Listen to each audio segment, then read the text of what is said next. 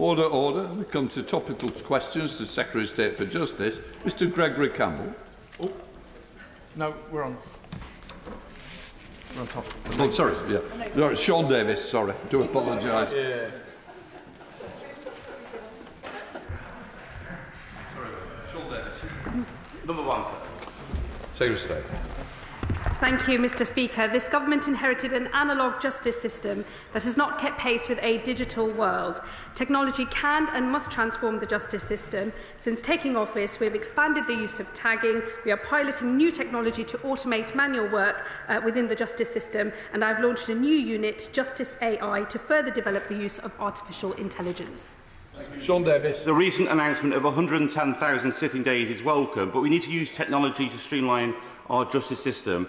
We've seen a 25% reduction in actual cases being concluded between 2016 and 2022. What plans does the government have to use emerging new tech to enhance court processing, get faster justice for victims, help manage offenders in the community, including using ankle tagging to enforce exclusion zones, drug testing and alcohol testing? Secretary.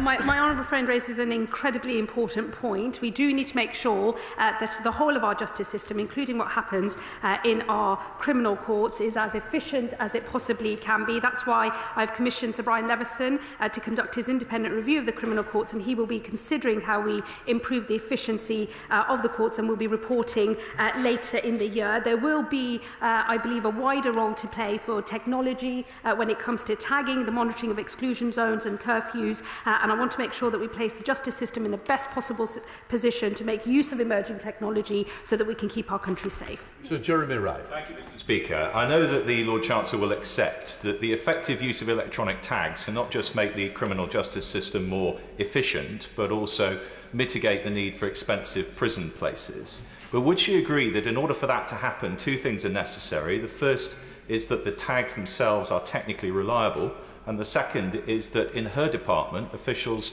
have the commercial capacity to manage the contracts efficiently. If she does agree, what can be done to improve both those things? The honourable gentleman raises two incredibly important points. I believe there will be a bigger role for current as well as new and emerging technology to play when it comes to the future of our justice system, particularly when it comes to expanding the range of punishment available to us outside of prison. And I want to make sure that we are at the forefront of not just getting the best use of our current technology, but also the emerging tech as well. He's absolutely right on making sure that any commercial contracts that are let in this space are value for money and that they can maintain public confidence, and I'm ensuring that across the department we have the expertise available to us. That is why the new unit that I've set up, Justice AI, is going to be so crucial to our efforts moving forward. Secretary of State Robert Jenrick. Under the Justice Secretary's leadership, her department let out dozens of dangerous prisoners by mistake last year. Now we've uncovered that criminals her department let out early weren't monitored for up to 8 weeks, as they weren't fitted with electronic tags. It's another glaring error. So can the Justice Secretary clear up some confusion? How many criminals did her department fail to tag? Were any offences committed whilst these criminals went unmonitored? And who has been held accountable for this gross incompetence? Secretary of State. Every week, the Shadow Justice Secretary arrives at the House, and I'm really concerned for his health because he appears to have amnesia, Mr Speaker. He's forgotten who was in government just a few short months ago. He appears to have entirely forgotten that it was the previous government that let the contract on tagging to Serco, which I have inherited. I have made clear that the delays that we have seen have been totally unacceptable. Although the backlog has been significantly reduced, the performance of Serco is still not good enough, and while last year's backlog of outstanding visits has been substantially reduced down to normal levels, I will continue to hold them to account and will not hesitate to impose further financial penalties where necessary. Robert Jenrick. Well, I think we can all see that the Justice Secretary had no answers to my questions. If her department can't even tag prisoners properly, why should the public have any confidence in her plan to use them in place of short prison sentences? The threshold for a prison sentence is already high. Often criminals have committed multiple offences before they are first considered for prison, which is why scrapping short sentences will endanger the public and will serve as a green light for criminality. So can the Justice Secretary therefore take this opportunity to reassure the public and rule out reducing sentences for burglary, for theft, or for shoplifting? It's a simple question. Yes or no? What the public will know is that his government, when they left office, left our prison system on the point of collapse. And what they will know is that what they can have confidence in is it is this government that's going to fix the mess that his party left behind and make sure that there is always a prison place available for everyone who needs to be locked up to keep the public safe, and that we can expand the range of punishment outside prison. And crucially, we make sure that those who enter the prison system can be helped to turn their lives on the back of crime. That is the best strategy for cutting crime, and it's one that his party never made. Greg Smith. Number 2, sir. Minister. Thank you, Mr. Speaker. As the honourable member will know from his meeting with the Minister for Prisons in the other place, there are no current plans to release land at Springhill Road. The Ministry of Justice is working closely with local representatives to ensure we bring benefits to the local community as part of the new prison build. Thank you, Mr. Speaker. I'm grateful to the Minister's answer and for the Prison Minister's time last summer. But notwithstanding our local opposition to a new prison, this is an absurdity that has been going on for years, that the MOJ owns the greens, it owns the lampposts, the public lighting on the Springhill Road estate adjacent to HMP Springhill. The residents, it's of no use to the MOJ. There is no benefit to the prison estate. The Residents Association are willing to take it to care for those greens, to use those greens for kids to play and for residents to use. So will the Minister look again to getting this land transfer to take place, because it's of no benefit to him or his department? Minister. Under the last government, only 500 prison places were produced. By contrast, the last Labour government delivered 27,830 places. The Lord Chancellor set out her ambition to deliver 14,000 new places by 2031, and almost 1,500 of those will be provided by the new prison in his constituency. I'm very happy if he writes to me about the specific concerns of the Residents Association to respond to those concerns. Robin Moore. Number 3 now, Speaker. That is the worst answer. Having it. Thank you, Mr. Speaker. The decision to remand or bail an individual is solely a matter for the independent judiciary, and courts are required to consider likelihood of abscond as part of this decision. The courts have the powers to impose a broad range of robust bail conditions as part of the bail package, including electronic monitoring, exclusion zones and curfews. This government, Mr. Speaker, is committed to ensuring criminals face justice and victims have peace of mind and closure. Thank you, Mr. Speaker. After the conviction of 8 men for a string of horrendous child rapes in my constituency, I would like to be able to inform the Secretary of State that all of these men are now serving their just punishment. However, 2 of these men absconded from their trial and are now believed to be abroad. Indeed, the exact whereabouts is an open secret in Keighley. It is a shocking failure of the justice system that these men are still walking free. So, does the Minister agree with me that in the case of a dual national or a foreign national charged with disgusting child rape crimes, courts should be required to put terms on a defendant's bail that prevents them from leaving the country during trial, so that they cannot be walking free from their horrendous, heinous crimes? Minister. I understand the case he refers to took place under the last government, and the men he refers to were tried in absentia. The Home Secretary set out the steps the government is taking to tackle the terrible crimes of child sexual exploitation and abuse, including group-based child sexual exploitation. Through the Crime and Policing Bill, we are legislating to make grooming an aggravating factor in the sentencing of child sexual offences to ensure that this behaviour is properly reflected in the sentencing of perpetrators. Liz Jarvis. Number 4, Mr. Speaker. Minister. The government recognises just how important accessing transcripts can be for certain victims. That's why transcripts of sentencing remarks are available free of charge to the families of victims of fatal road offences, murder and manslaughter. It's also why this government is running a 1-year pilot offering free sentencing remarks to victims of rape and sexual offences, which is due to conclude in May. Yeah. But we are also looking in the round at how we lower the costs of obtaining a court transcript through increased use of technology. Ms Jarvis. Thank you, Mr Speaker. The previous government launched a pilot scheme to provide free sentencing remarks to victims of sexual violence. However, thousands of eligible survivors only found out months after it had started. Poor communication meant victims missed out on this opportunity for some closure. Can the Justice Secretary confirm whether the pilot has been properly evaluated, whether its findings will be made public, and what steps will be taken to improve awareness and accessibility for those who need it? The member is absolutely right that initially there was not enough uptake. That's precisely why this government acted to drum up awareness about the scheme, because we want to be able to test its effectiveness for those victims of rape and serious sexual offence. I can reassure her that the application numbers are up. We are conducting that evaluation, and once we have the results in, we will be able to test whether we can implement this in the future. Richard Baker. 5, Mr Speaker. Thank you, Mr Speaker. The Ministry of Justice provides funding for victim support services to help victims recover from the impact of crime, including knife crime. The Government has committed to the creation of a new Young Futures programme to offer support to children at risk of being drawn into crime in a more systemic way. Richard Baker. Thank you, Mr Speaker. Does the Minister agree that this support she's outlined for the victims of knife crime will continue to be essential in our justice system, and also that it's essential to work alongside devolved administrations to raise awareness of its tragic impacts in communities across the UK, and that communities in my constituency feel particularly strong about this and about the sale of knives online following deeply concerning incidents of knife offences involving young people in Glenoffice and Mid-Fife?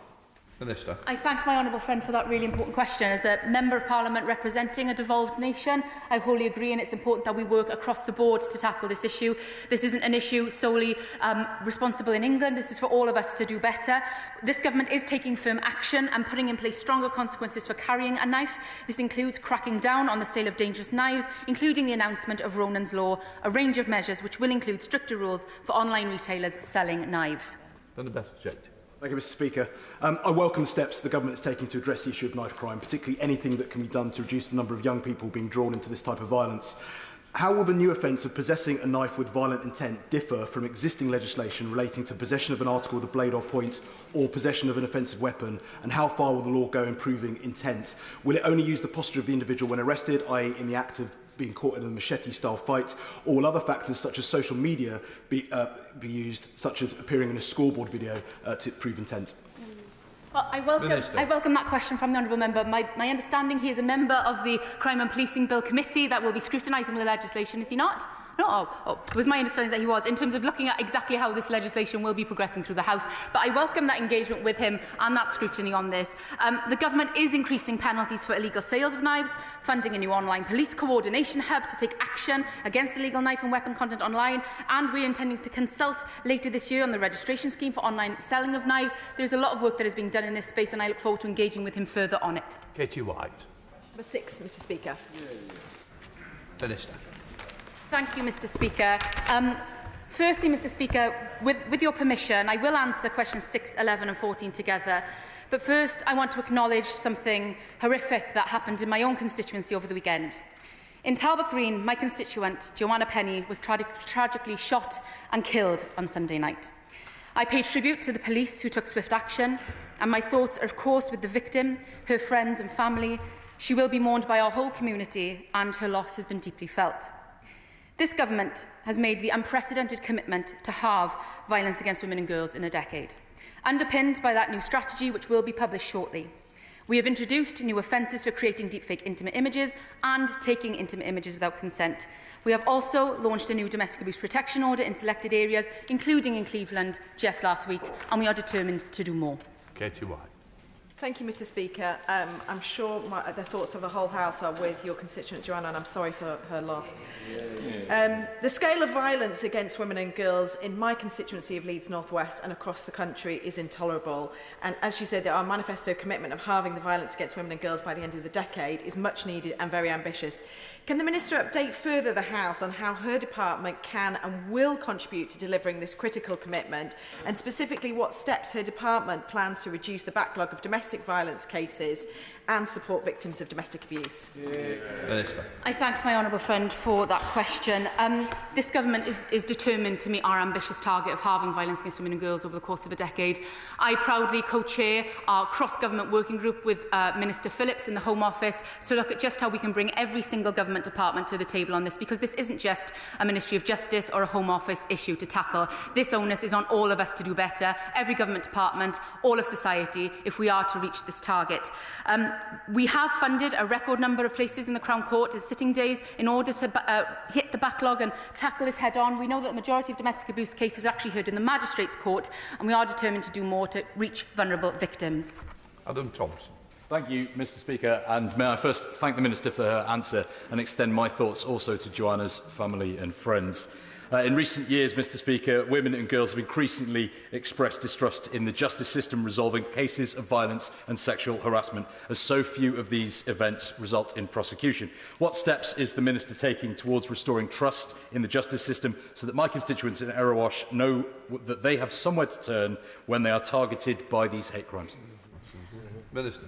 Thank my honourable friend. As part of this government's Safer Streets mission, we have committed to improving confidence in the police and the criminal justice system. We will introduce specialist rape and sexual offence teams in every police force, as well as domestic abuse experts in 999 control rooms. We will also give victims of adult rape access to an independent legal advisor to help them understand and uphold their rights from day one. I want every victim, whether in Erewash or in Pontypridd, to know that they are heard and that this government supports them. Patrick Hurley. Thank you, Mr Speaker. Firstly, may I associate myself with the colleagues' comments in relation to the tragic events in her constituency. Back in 2021, a young woman in my own constituency was the victim of an alleged assault. Even now, in 2025, she advises that there has still been no trial and she worries that she could run into the accused around town. Can I ask the Minister what can be done to expedite cases such as these where violence is alleged in order that we better protect our citizens and ensure our streets are safe from crime? Minister. I thank my honourable friend. The government is committed to bearing down on the caseload and bringing waiting times down for victims. Since July, we have put more funding into Crown Courts so that they will have their highest capacity ever, and we have doubled magistrates' sentencing powers to free up time for Crown Courts to hear the more serious cases. We have also commissioned Sir Brian Leveson to recommend once-in-a-generation reform to our criminal courts, and we look forward to receiving his report in the spring. Madeira Wilson.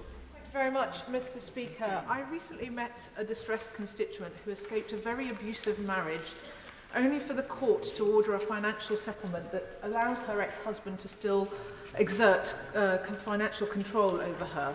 I was shocked to discover that the Financial Remedies Court relies on outdated legislation of the Matrimonial Clauses Act 1973, which doesn't allow domestic abuse to be taken into consideration in any settlement. So could the Minister inform the House what considerations she's given to the Law Commission's recent scoping report on this issue, which recommends significant reform?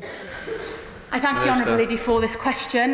This government is determined to tackle all forms of abuse, including financial abuse. I am aware of the report she mentions. We are currently considering the findings closely, and we will be reporting back soon. Lee Anderson. Thank you, Mr Speaker. I went to visit a lady in Ashfield who had been beaten black and blue and then locked in her cupboard by her boyfriend. He was arrested, she made a statement, but because of his controlling behaviour in the relationship, she had him back, but he was in control of the finances and he was also her employer.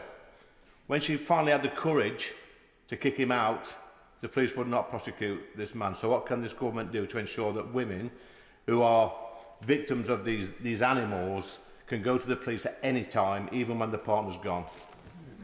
Minister. First, can I apologise on behalf, of the horrific circumstances that his constituent finds herself in. That is intolerable, and no victim in our country, no woman and girl should ever feel that way. If the honourable member wants to write to me with the specifics of the case, I'll gladly look into it more closely. But this government is determined to restore faith and justice in the criminal justice system as a whole. Policing, our courts, our probation service, every element of it from bottom up, from top down. And I look forward to hearing more from him on that case. Clive Jones. Very much, Mr Speaker. The impact of Crown Court delays on victims, victim services and the wider criminal justice system is troubling to many. One of my many affected Wokingham residents is a survivor of domestic violence and sexual assault that began 3 decades ago. She has had numerous court hearings adjourned. Will the Minister tell my constituents how these injustices are going to be ended? Minister. This government inherited a justice system in crisis, with record Crown Court caseloads which continue to rise, which does impact far too many victims, like the Honourable Gentleman's. Since July, we have put more funding into Crown Court, so they will have their highest capacity ever, and we have doubled the magistrate's sentencing powers so that the Crown Courts can focus specifically on those serious crimes. We are committed to bearing down on that caseload and bringing waiting times down, whilst also protecting victims' funding and introducing domestic abuse protection orders to protect victims in pilot areas. Just by Brenda, the Liberal Democrat spokesperson. Thank you, Mr. Speaker. I'd like to start on behalf of the Liberal Democrats by associating myself with the comments that she outlined at the very beginning in relation to Joanna. So many victims and survivors rely on the victim contact scheme to know when their abuser is being released from prison or moved to an open prison, and to input into what kind of conditions should exist when they're released. However, the system they inherited from the last government is such that only survivors whose abusers have been convicted for more than 12 months qualify for the scheme. So in the upcoming Victims' Courts and Public Protection Bill, will she commit to scrapping that 12-month threshold so that all victims and survivors can qualify for that scheme? Minister. Thank you. We are looking very carefully at the victim notification scheme as part of any forthcoming legislation to ensure that victims' rights are taken into full consideration and that victims are aware of the situation, if that is deemed appropriate. I look forward to working with him closely. I have no doubt, Mr. Speaker, on how we develop the best, strongest laws possible to support victims of all crimes in our country. Bobby Dean.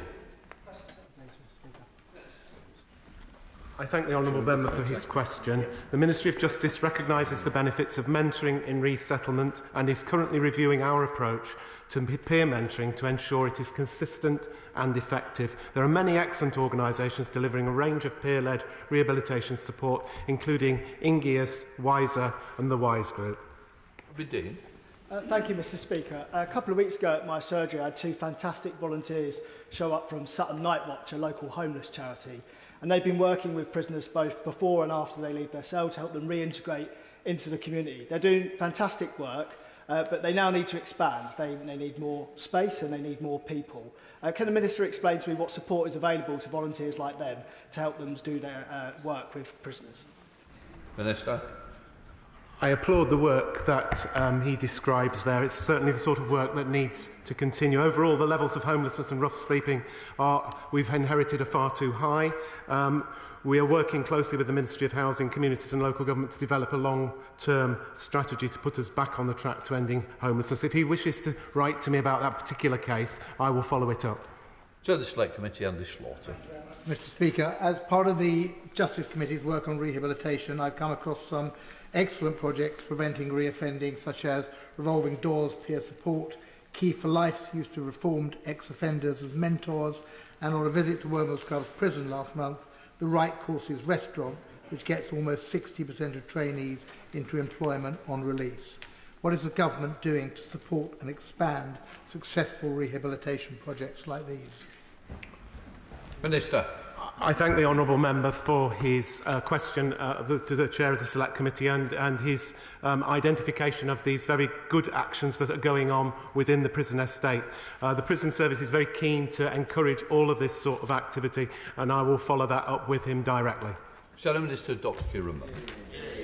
Thank you, Mr. Speaker. Whilst I welcome efforts to help prison leavers reintegrate, I'm concerned that this government will soon be keeping people out of prison who should be there as part of their proper punishment for offending. It's commissioned a sentencing review running on that very premise, Mr. Speaker. That review recently released its interim report.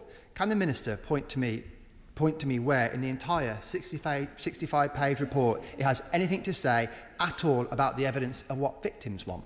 Minister. The Sentencing Review's interim report describes a situation that is there at the moment, and it's the first stage of that independent report in addressing the issue, a long-standing issue, and frankly something that the party opposite has spent the last 14 years avoiding tackling. And that's I'll leave it there. Dr. Kieran Mullen. The House will have heard very starkly, in fact, that the Minister didn't offer me any clarity. I can help the Minister and tell him that it doesn't. anywhere, not one word on the expectations of victims of crime and their families. Not one word.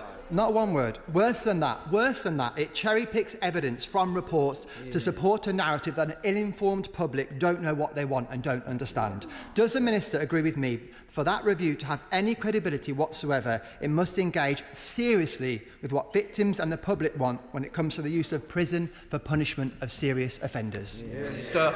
We've heard fully the commitment from my honourable friend and from the Lord Chancellor that victims are front and central of our approach to fixing the mess that the party opposite left us. There is a victims representative on the panel, as he well knows. Victims were fully involved and engaged in this, and I've met, sadly, myself. I've met myself too many victims in this role, and all of them I have encouraged to contribute to this report, and I have committed to them that they will be fully involved in the implementation of this report when it comes. Instead of carping from the sidelines, trying to get cheap sound bites, it's about time the party opposite rolled its sleeves up and tried to help us sort out their mess. Paula Barker. Number 8, please, Mr. Speaker. Minister. Thank you, Mr. Speaker. The judiciary prioritises cases involving vulnerable victims and witnesses, which will include those involving domestic abuse. Most domestic abuse cases are heard in the magistrates' courts, where cases tend to be heard more quickly. As I have already stated, this government has taken action to address the outstanding caseload in the Crown Court, funding to record levels the number of sitting days in the upcoming financial year. Paula Barker. Thank you, Mr. Speaker, and I thank the Minister for that response. The backlog in the court system is harming efforts to instil confidence in women persisting with domestic violence charges against their abusers. Violence against women and girls is a national scandal, and there is an ongoing femicide with countless women losing their lives to male violence. Sadly, in my own region of Merseyside, it's now the second highest in the country for femicide, Mr. Speaker. Does the Department agree with me that any moves to fast-track cases via the criminal or civil courts must be undertaken with appropriately severe sentences to remove abusers from our streets, irrespective of the prison crisis? I thank my honourable friend for that very important and timely question. We take all forms of homicide extremely seriously, and our strategy that will be published later this year, looking at tackling violence against women and girls, will cover all forms of violence and abuse which disproportionately impact women, including femicide. We will, of course, be prioritising tackling violence against women and girls, which is why we have funded record numbers of Crown Court sitting days. We are extending the powers of the Victims Commissioner. We are strengthening the Victims Code. We've protected funding for victim services looking at domestic abuse and rape and sexual offences to ensure that victims are listened to and they are put at the heart of this criminal justice system. Shaun. Thank you, Mr. Speaker, and thank the Minister for that answer. Minister, last week at International Women's Day, the Minister read out 96 names of women who have been killed in the last year. I'm always very conscious of the loss of life, as I know the Minister is as well. But so, is domestic violence today, violence against women, and murder tomorrow? Can I ask the Minister what can be done to support the women and their children? Minister. We are doing everything we can to support the women and children. We have declared this national emergency, and we have got that ambition of targeting and halving violence against women and girls over the course of a decade. But my personal ambition is that the names that are read out at this dispatch box next year are far, far shorter than the ones that were read out this year. Dr. Luke Evans. Number 10, Mr. Speaker. Secretary of State. Thank you, Mr. Speaker. This government inherited prisons in crisis, overcrowded, violent and rife with drugs. If we are to have regimes that reduce reoffending and cut crime, we have to crack down on drugs in prison. To do so, we must address the supply of drugs, and prisons use a range of tactics, including X-ray body scanners and baggage scanners too, and we must also tackle demand, and over 80 of our prisons now have drug-free wings. Dr. Luke Evans. I'm grateful for the Secretary of State's answer. Before 2021, less than 1% of seized substances contained anabolic steroids. Now, in 2023, it's 10%, with the anabolic steroids being the third most prevalent drug class detected in Scottish prisons in 2023. So will the Minister meet with me and Dr Jaya Asina and Dr Grant, who are national leads on this topic from Imperial College, to look at conducting research into how steroids impact on offending and the prison population? I thank the honourable member for his question. He has a long record of campaigning on this particular issue, and I pay tribute to that. It's an important point. I'll ensure that he can meet with the Prisons Minister and look at what further research might be needed in this area. Liz Twist. Question 12, Mr. Speaker. Minister. Thank you, Mr Speaker. The Government's plan to support women is clear and ambitious. To reduce the number of women going to prison, our new Women's Justice Board will support implementing this plan. This Government has taken immediate action to ensure girls will never again be held in youth offender institutions following last week's publication of Susanna Hancock's review into girls in the youth estate. Thank you, Mr Speaker. Self-harm in prisons is now at the highest rate ever recorded. In women's prisons, the rates are 8 times higher than in men's prisons, with a shocking 1 in 3 female prisoners having self-harmed. Does my right honourable friend share my deep concern about these figures, and what is the Department doing to ensure that we tackle this issue effectively? Minister. I certainly share her deep concern about this, Mr Speaker, and the Honourable Lady is right to raise this issue. Good relationships between staff and prisoners are essential in our efforts to identify and manage the risks of suicide and self-harm. We're providing specialist support to establishments, rolling out tailored investments, including specialised training for new officers, recruiting psychologists to support women, and piloting a compassion-focused therapy group designed for women. Joe Robertson. Number 13, Mr Speaker. Thank you, Mr Speaker. I'm not going to preempt the Sentencing Review's final report, but let's remember the crisis that we are dealing with here. The last government ramped up sentences but added just 500 cells throughout their entire time in office. And just today we've had examples of members that don't want to see any prison building in their areas. This government will build 14,000 new prison places, but even that will not be enough to get us out of the mess left by the previous administration. And that is why I've asked the Independent Sentencing Review to recommend sentencing policies that ensure we never run out of space again. Joe Robertson. Mr Speaker, if the government is going to look at alternatives to prison and early release, how is the public to have any confidence whatsoever when this government released prisoners early and left them to roam the streets for 8 weeks before fixing tags? Well, I've already said in answer to an earlier question, we are holding Serco to account, and we made sure that that backlog on tagging after the SDS 40 changes was made was cleared as quickly as possible, and we have levied financial penalties against that company. We continue to monitor performance and won't hesitate to take further action if we need to. But members opposite are going to have to wake up to the reality of their own track record when they were in government. They failed to build the prison places that we need to keep up with the sentences that they kept on imposing. That has left us with an almighty mess to clear up. We're getting on with the job. Joyce Babrandi, the Liberal Democrat spokesperson. Thank you, Mr Speaker. The Independent Sentencing Review, together with the Justice Secretary, have been taking inspiration from Texas when it comes to reforming our criminal justice system. She might be aware that in Texas also they have a dedicated set of domestic abuse aggravated offences in their jurisdiction to help protect and respect survivors. Will she join myself and Liberal Democrat colleagues in putting forward proposals in relation to the Crime and Policing Bill to reflect very similar changes in the law in the United Kingdom or England and Wales?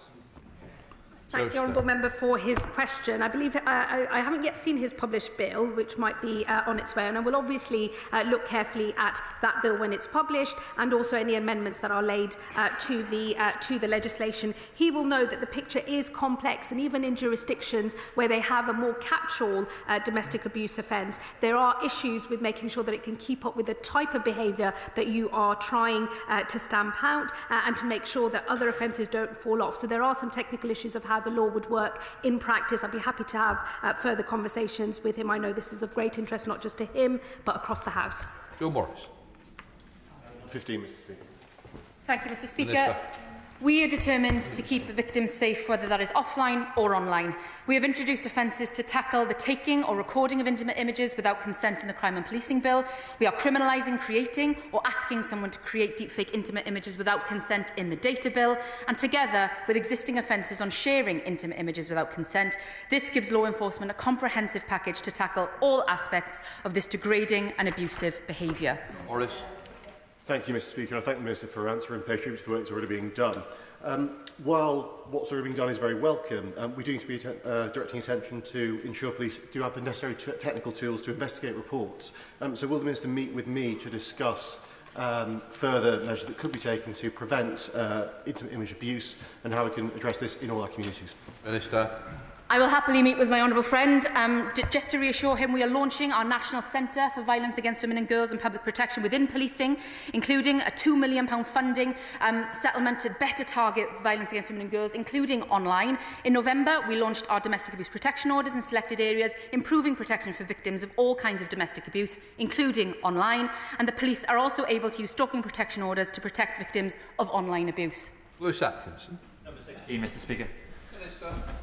Thank you, Mr Speaker. This government inherited a prison system on the verge of collapse. Under the last government, in 14 years, only 500 prison places were produced. 500. Under the last Labour government, in 13 years, there was a net increase of 27,830 prison places. And we are redoubling our efforts to match that number. Lewis Atkinson. Thank you, Mr Speaker.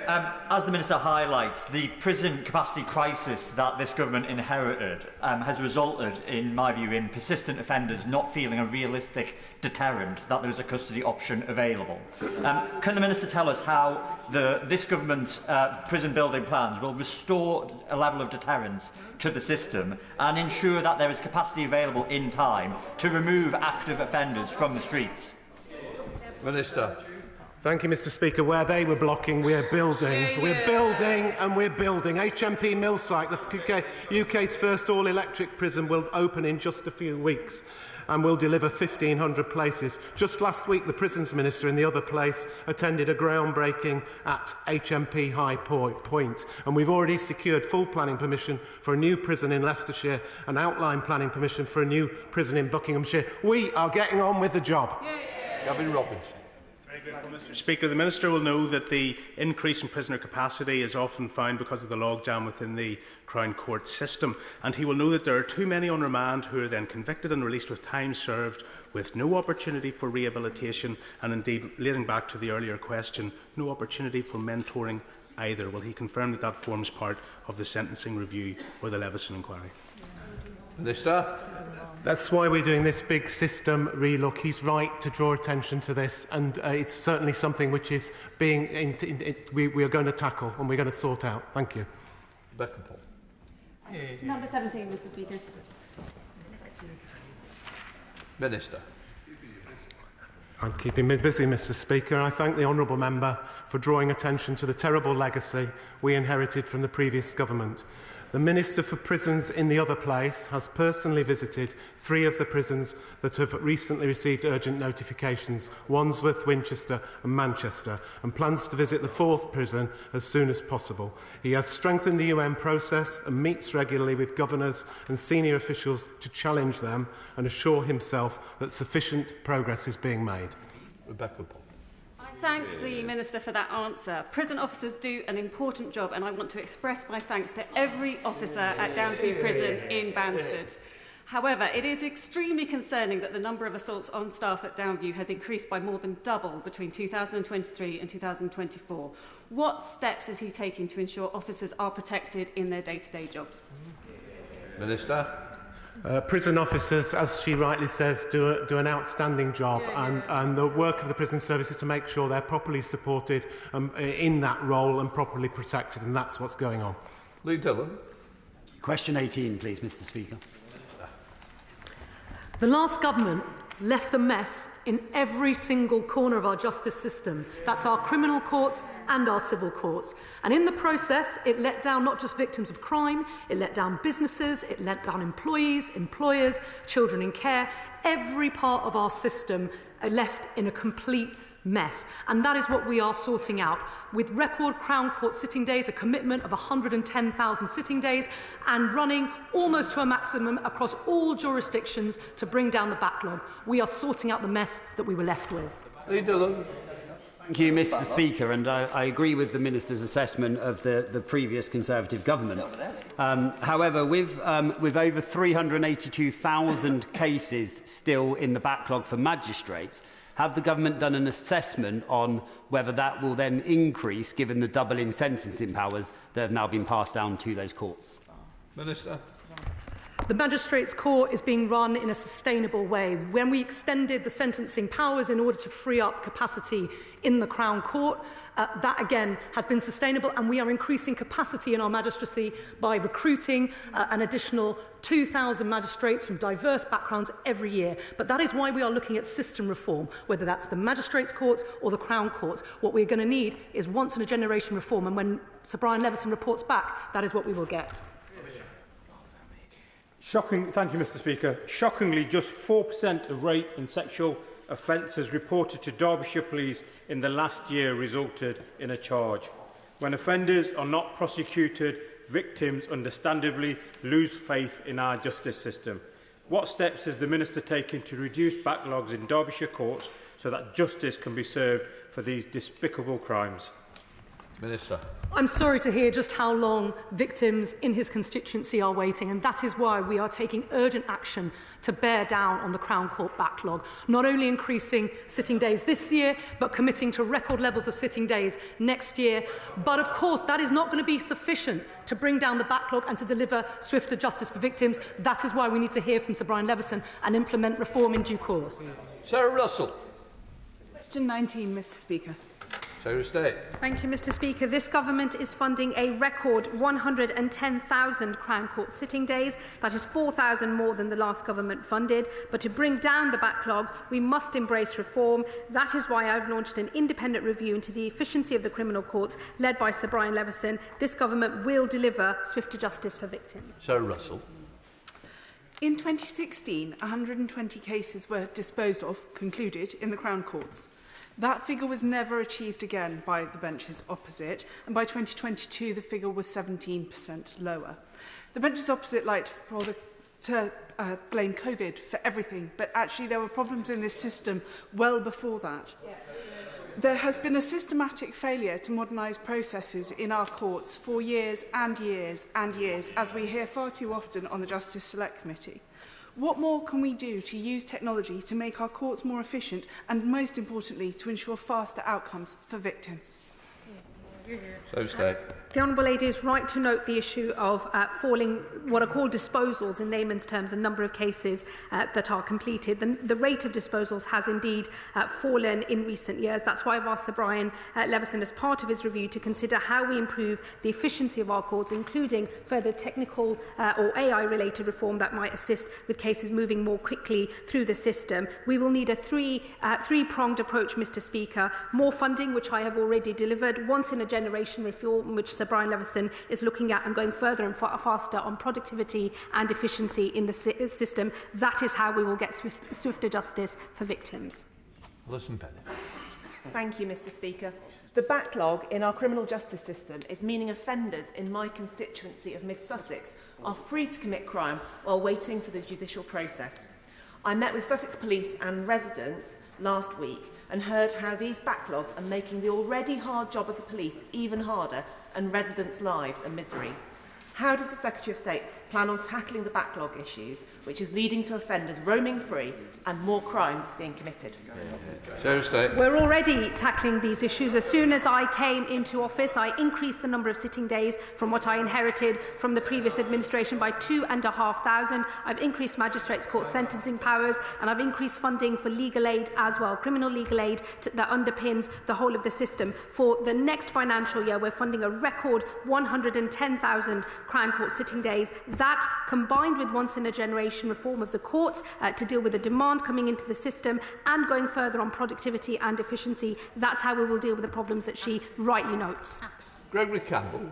Number one, Mr. Speaker. Mr. Speaker, this government inherited prisons on the point of collapse and a record and rising backlog in our courts. 8 months into office, the work of restoring justice in this country is now well underway. Since the last Justice Orals, I have announced record investment in our courts.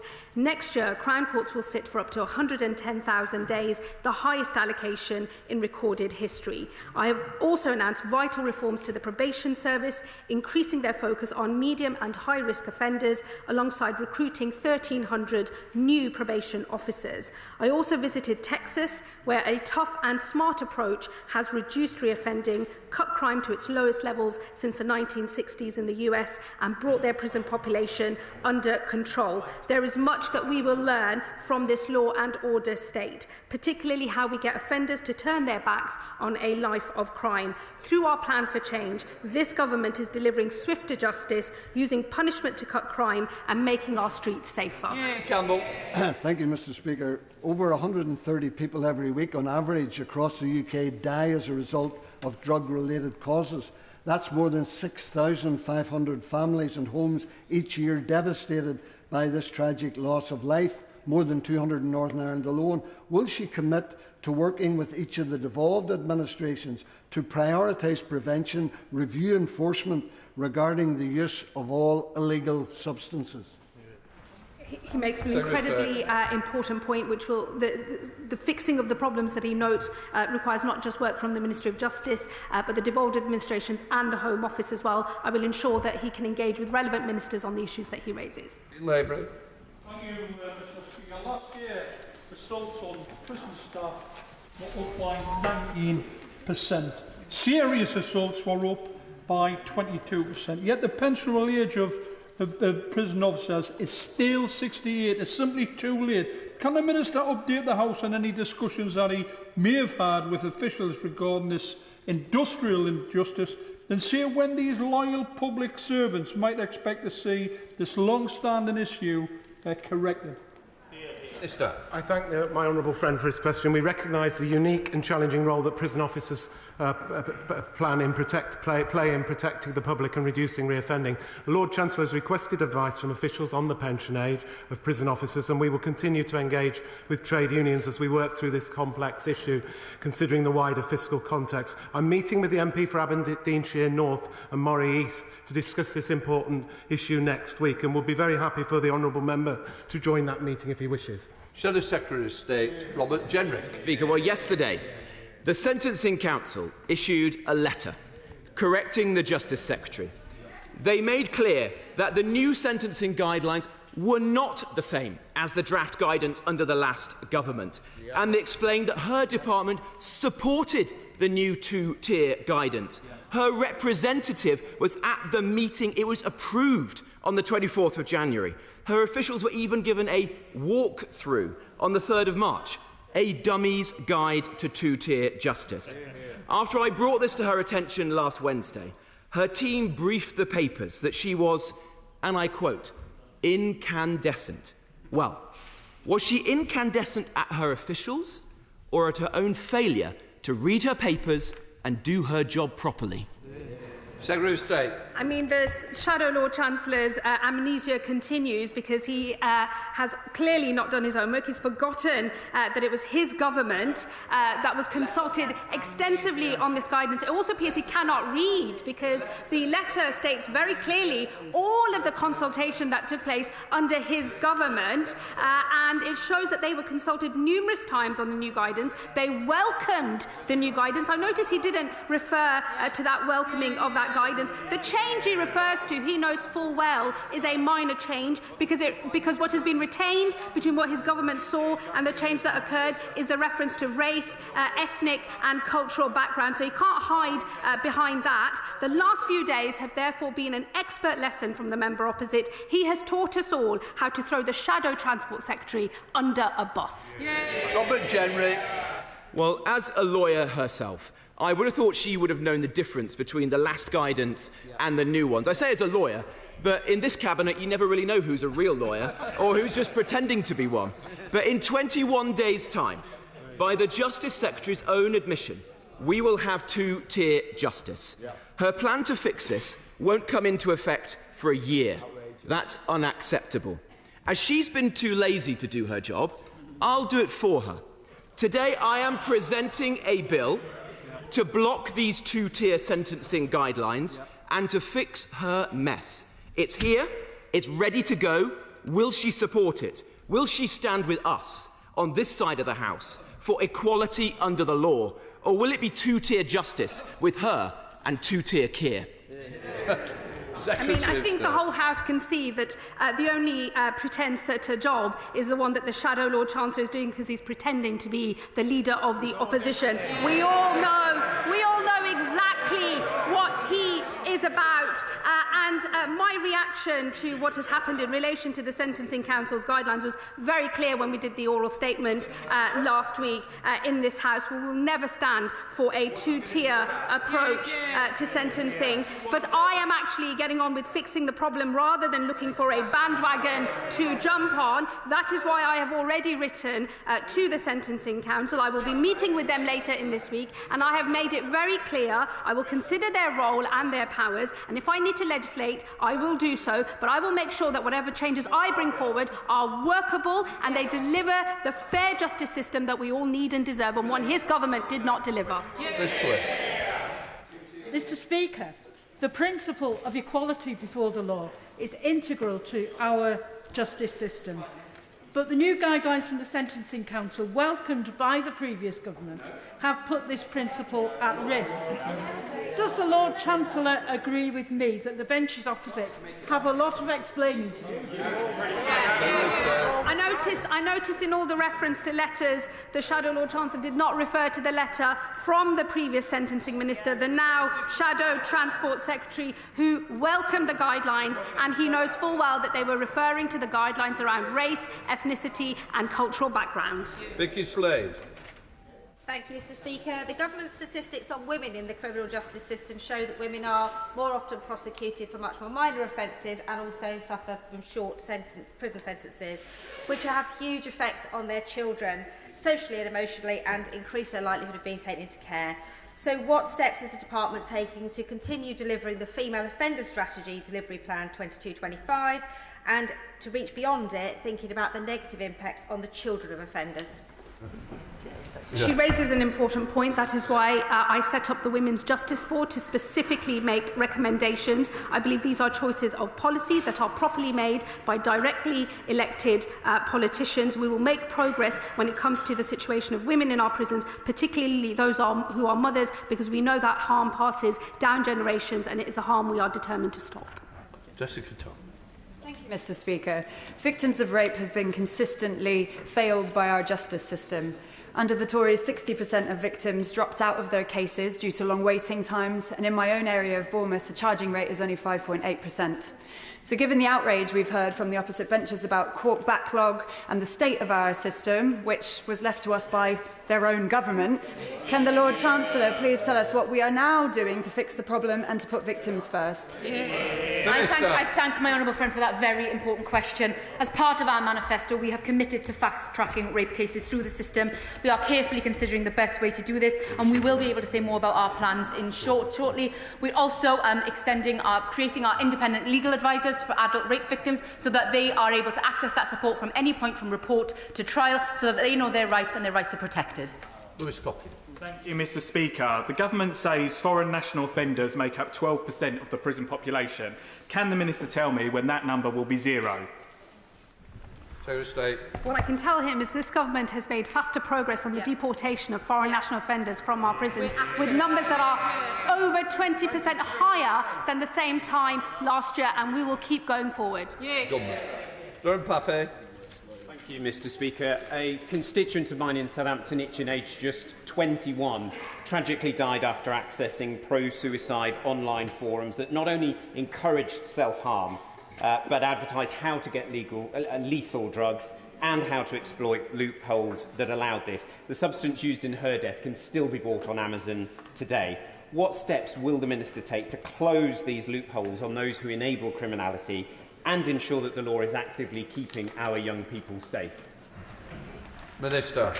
I'm sorry to hear about that tragic case in his constituency. Encouraging or assisting suicide is an offence under the Suicide Act 1961, and sending communications that encourage or assist serious self-harm is an offence in the Online Safety Act 2023. But we are going to be tightening up the law to ensure that the situation that he's described is addressed. And of course, it's not just about the law, it's the enforcement of the law as well. Sorry, Bolt. We all agree that the court backlogs must be cleared, as justice for victims is absolutely essential. But can I ask the Minister whether they are heeding the Law Society's advice not to waste precious time and resources on an intermediate court, and then ask also what engagement they've had with the Law Society in this regard? As the Lord Chancellor said, our priority is delivering swifter justice for victims and bearing down on the Crown Court backlog. That's why we've asked Sir Brian Leveson to consider all options. That's got to include reclassification of offences, the intermediate court. We've got to have a whole system reform, but by excluding those options, I fear that we wouldn't be gripping the problem. Follow back. Thank you, Mr. Speaker. A significant proportion of those who experience homelessness are ex-offenders. I have previously raised concerns that the drive to alleviate the prison place crisis must not add to the homelessness emergency.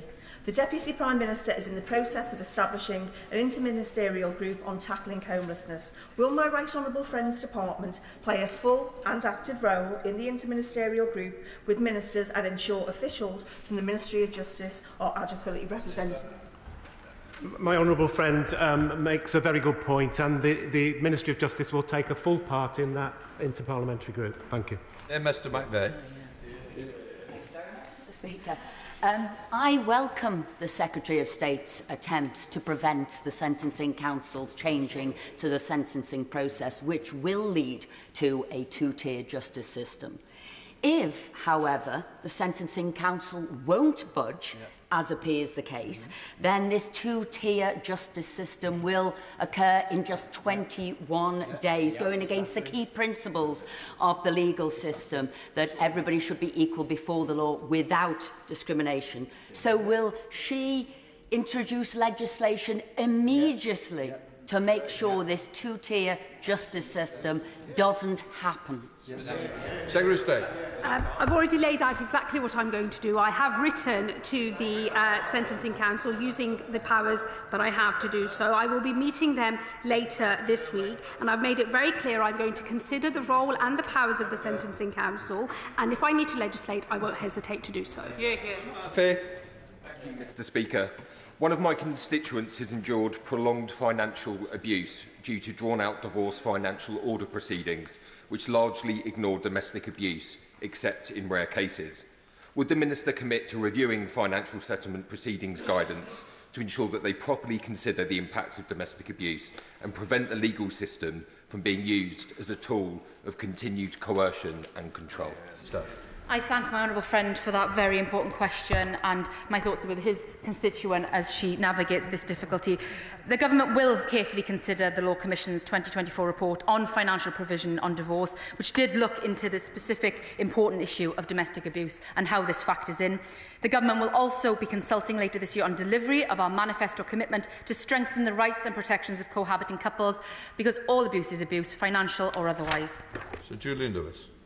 When someone enters this country illegally from another country to which we are not allowed to deport them, and when they have previously expressed support for terrorism and terrorist organisations, but not in this jurisdiction, is the Secretary of State for Justice content that the Government has enough powers to protect the community from these people walking free in our society?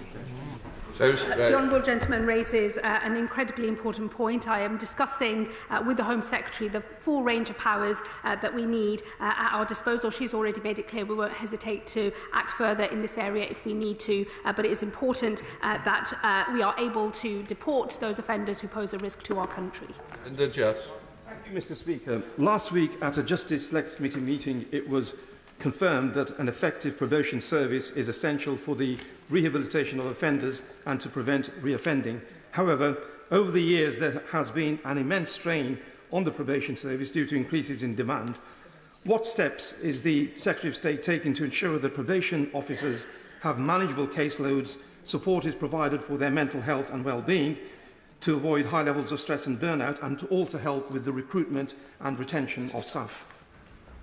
I'd like to take the opportunity to pay tribute to the probation service. My honourable friend is right to point to the chaotic running of the probation service under the last government, which is why we are actively monitoring the effectiveness of probation reset, assessing its impact on workload capacity, time saved and the increased focus on individuals posing the highest risk to public safety. We recognise the significant pressure probation officers have been under, which is why they have been put in place comprehensive wellbeing support models across our services, including dedicated wellbeing leads for both prison and probation services. Thank you, Mr. Speaker. Could the Secretary of State outline what work she is doing with Victims Commissioner to ensure that families of British citizens who are murdered abroad have the same rights of families of homicide victims in the UK? Minister. I thank the honourable gentleman for that question. I regularly meet with the Victims Commissioner, the Victims Commissioner for England and Wales and the London's Victims Commissioner to look at all issues affecting victims and their families. We are strengthening the Victims Commissioner's powers under our legislation that's being brought forward. We are strengthening the Victims Code, and we will of course look at any other measures needed to protect victims and their families wherever they are. Paul Foster. Thank you, Mr. Speaker. Mr. Speaker, I've met a couple of times Beverly in my constituency of South Ribble. Her son suffered horrific murder, stabbed over 140 times. She's been desperately attempting to get hold of the court transcripts to no avail. Will ministers please meet with me to help this still grieving mum? Minister. I'm really horrified to hear of that case. And, of course, as I mentioned earlier, the transcript of sentencing remarks should have been made available free of charge, but I am happy to meet with him to discuss how transcripts of the trial more broadly can be made available. Shaun Barrett. Thank you, Mr. Speaker. On the Radio 4 Today programme last week, Matthew Ryder KC, who sits as a judge, praised the extreme helpfulness of pre-sentencing reports to passing effective sentences. Will the Secretary of State not do as he asked and endorse the importance, value and independence of the Sentencing Council? I think we can all agree, I hope, across this House that pre-sentencing reports play a vital role in making sure that whoever is passing a sentence has all of the relevant facts at their disposal. I don't believe that access to those reports or whether a sentencer asks for them should be dictated by race or ethnic background. I think they should be made available, and I would like to see more use of pre-sentencing reports across the board for every type of offender. Johnson. Thank you, Mr. Speaker. Manchester Met University estimates that over 1,000 people are convicted each year of joint enterprise to the cost of the taxpayer of £2 billion each year. Does the Minister agree with me that we need to amend the law on joint enterprise to free up spaces in our prisons? So State. Well, I think that the law on joint enterprise has already developed somewhat after the previous Court of Appeal decision. I know that the Director of Public Prosecutions is keeping the situation in terms of how prosecuting decisions are made under review. At this point, we have no plans to go further, but I will be happy to make sure that she can meet with the relevant minister. Jim Allister. Across the United Kingdom, inquests are defined as being for the purpose of finding out who the deceased was, how, when and where they died. They are not trials. They are not about assigning blame, even when they're extended into Article 2 investigations. Yet in Northern Ireland, we've had findings of blame in respect of SAS soldiers on killing of active terrorists. Does the Secretary of State agree that the Crime and Policing Bill would afford an opportunity through suitable amendment to bring uniformity to the operation of inquests across the United Kingdom? Minister. The honourable gentleman is right to confirm that an inquest should be an inquisitorial process. It should not be an adversarial process either. I will, of course, raise the issues he mentions with the Secretary of State for Northern Ireland, but what is deemed to be in scope of legislation is a matter for the House authorities and the Leader of the House. Thank you very much, Mr. Speaker. Prison maintenance privatisation has been a complete and utter disaster. Can I ask, when will it be taken back in-house? Minister. We're investing approximately £500 million over 2 years in prison and probation service maintenance to improve conditions across our estate. But it is fair to say we've inherited a prison system in serious need of repair. The estimated cost of bringing the prison estate to a fair condition and maintaining it to the end of the decade is £2.8 billion. And the programme is now underway, and we hope we will make as much progress as possible. If you keep standing, it makes it easier for me. I'm calm. Thank you, Mr. Speaker. One of the key objectives of the Sentencing Council is to ensure that there is parity of sentence up and down the country. It's a known fact that people from ethnic minorities sometimes get a tougher custodial sentence than their white counterparts for similar offences. Given this, does the Lord Chancellor regret her attempt to discredit the considered and evidence-based conclusions of some of the most esteemed members of our judiciary when they published the sentencing guidelines in reference to the pre-sentence report? What I was shocked about was that here is a disparity that we can see in terms of overall cohort sentencing outcomes. Everybody accepts that we're not quite sure why that's happening, and there hasn't been sufficient curiosity over the last few years to work out why it is in fact happening. My view is, if you can see a problem or you think you've got a problem, you need to get to the bottom of what's actually going on before you start coming up with broad policy solutions to fix those problems. And I also think that some of these broad policy decisions are better made by ministers, because we are directly elected individuals who will pay the price and the consequences of our choices. And that is a conversation I will be picking up with the Sentencing Council when I meet them later this week. Please. Thank you, Mr. Speaker. In 2020, Lorraine Cox was brutally murdered in Exeter.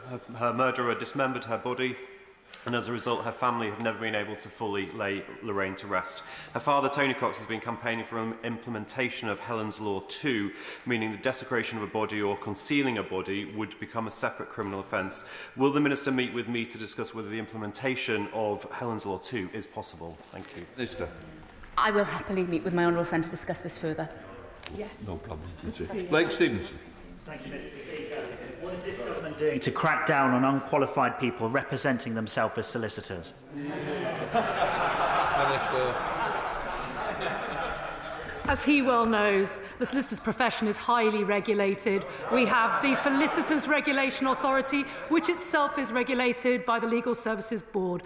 And all our professionals right across, in whether they practice in criminal, civil, highly respected, highly regulated. We are indebted to them. Jonathan Hinder. Thank you, Mr. Speaker. I was shocked to read the Sentencing Council's response to the Secretary of State last night and its arrogant tone. As the Secretary of State has said, this Parliament is sovereign, and the fact is we've given too much power away to these unelected bodies in recent years. Can I reassure her of my support, and can she reassure me that she will not rest until we do retain equality before the law? Minister. Thank my honourable friend. I am very much looking forward to my meeting with the Sentencing Council later this week. And as I have made clear, I am looking into the roles and powers of the Council, and I will not hesitate to legislate if I need to do so. Ashley Fox. Mr. Speaker, the two-tier sentencing guidelines take effect on the 1st of April. If the Lord Chancellor is sincere about having a justice system that treats everyone equally, will she not support our bill to block the guidelines? I have already made my position clear. I have written to the Sentencing Council. I will be meeting them later this week. I am reviewing the roles and the powers of the Sentencing Council, and I will not hesitate to legislate if I need to do so. So the Select Committee on this law. Thank you, Mr. Speaker. Last month, the Justice Committee heard evidence from governors of prisons with some of the highest drug use rates in the country. From detecting drones to body scanners to physical barriers, they all felt under-resourced in terms of technology and investment. What's the Minister doing to better equip prison staff to keep drugs out of prison? Well, we've already pressed ahead with further measures on X-ray scanners, on baggage scanners.